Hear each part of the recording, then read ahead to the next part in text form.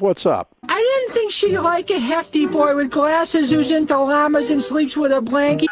I know. You're a millionaire. You ever thought about that? On stuff now. I couldn't have enough.